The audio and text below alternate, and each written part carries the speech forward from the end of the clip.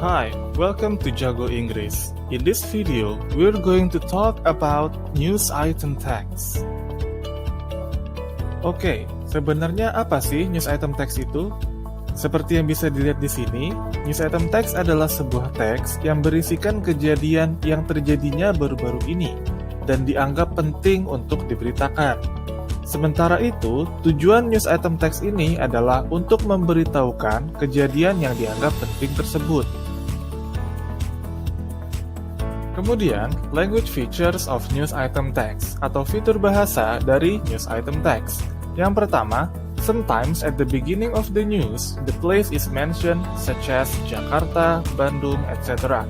Terkadang di bagian awal berita itu tempat dari kejadiannya disebutkan seperti Jakarta atau Bandung dan lain sebagainya. Yang kedua, using past tense in explaining news events. Menggunakan past tenses ketika menjelaskan atau menceritakan kejadian dari berita tersebut. Hal ini dilakukan karena kejadian tersebut terjadinya di masa lampau dan sudah tidak terjadi lagi pada saat berita ini ditulis. Maka dari itu menggunakan tenses past. Tapi kalau yang diceritakan merupakan fakta atau kejadian yang masih berlangsung pada saat ini, itu dapat menggunakan simple present tense. Kemudian yang ketiga, menggunakan kutipan langsung atau tidak langsung untuk mengacu kepada sumber dari berita tersebut. Di direct quotation atau kutipan langsung, itu ditandai dengan tanda petik. Dan di sini, si penulis berita hanya menjiplak omongan dari narasumber. Kemudian di indirect quotation, di sini si penulis berita memparaphrase segala omongan dari narasumber. Ya, dan di sini tidak ada tanda petiknya.